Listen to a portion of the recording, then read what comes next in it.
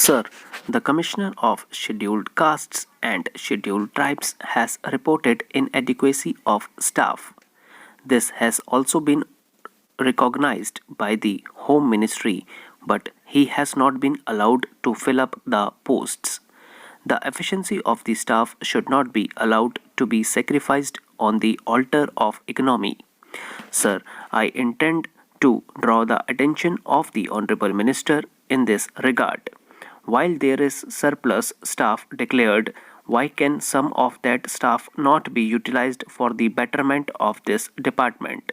Sir, evaluation cells have been set up recently at the central and state levels.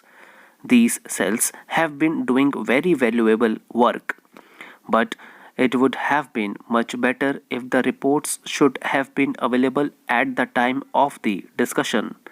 The census report with regard to the progress of the scheduled castes and scheduled tribes is not available because the policy of the government is not to give or collect information in this report caste or community wise.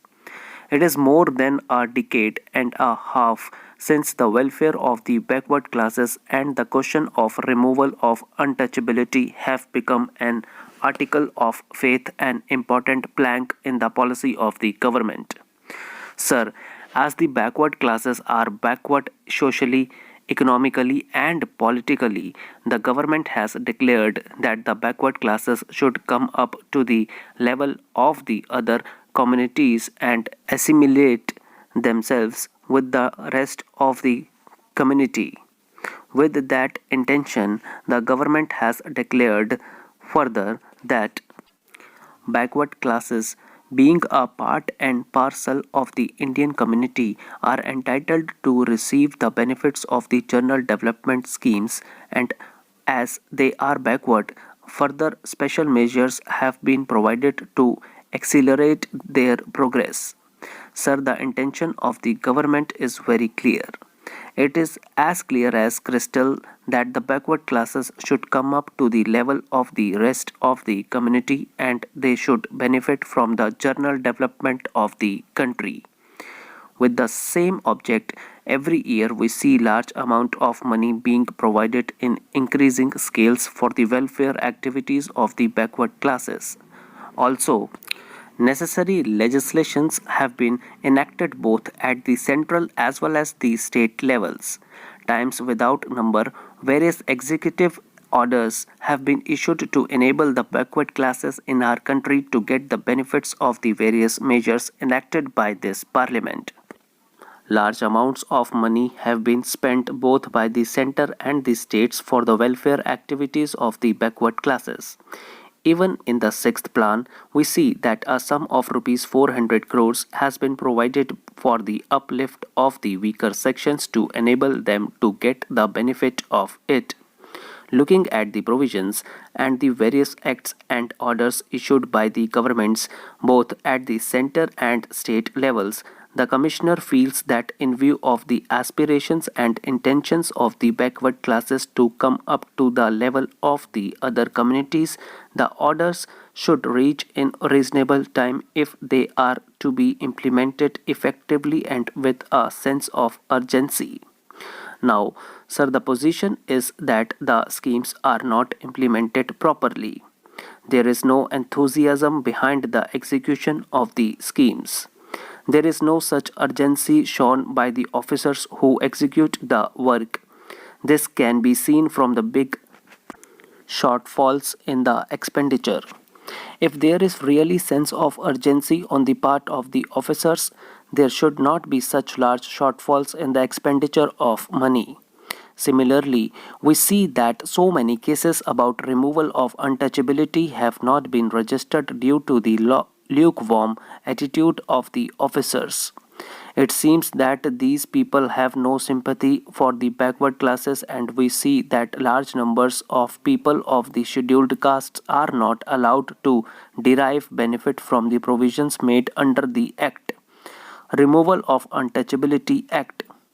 Sir, it will be seen that during the period 1981-88, the overall increase in the agricultural production is in the neighborhood of 30%, but the wages of the weaker sections have not increased to that extent. On the contrary, there is a decline in their income. If the scheduled caste and the scheduled tribe man is entitled to a share in the general development, then his income should have increased to the extent of 30%.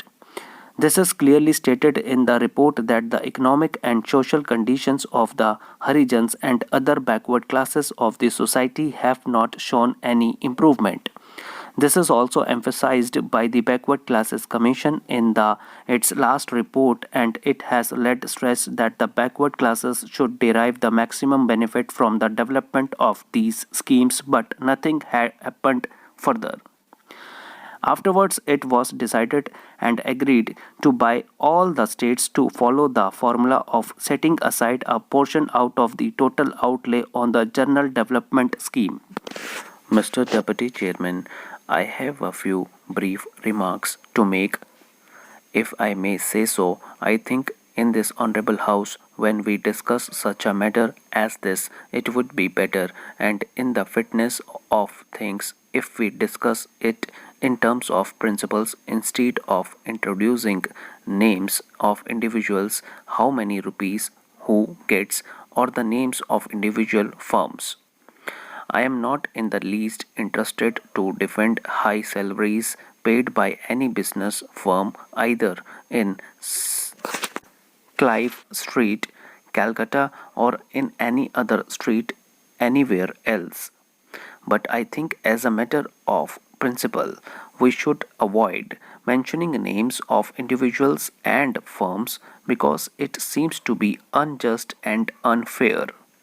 We in this house are a privileged group of people, but we should be very careful about using our privilege.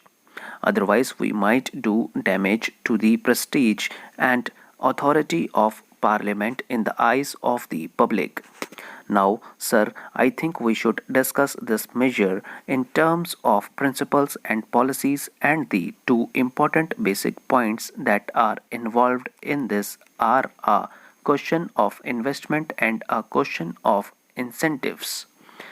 We have decided to bring about what we call a socialist society in this country. And a socialist society does not mean that we should engage ourselves in working out a just distribution of poverty.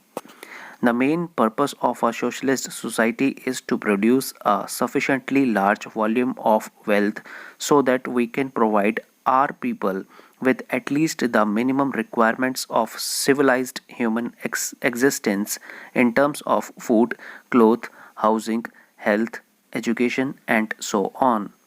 Obviously, this wealth production and the volume of it that we require in terms of our situation requires investment on a massive scale.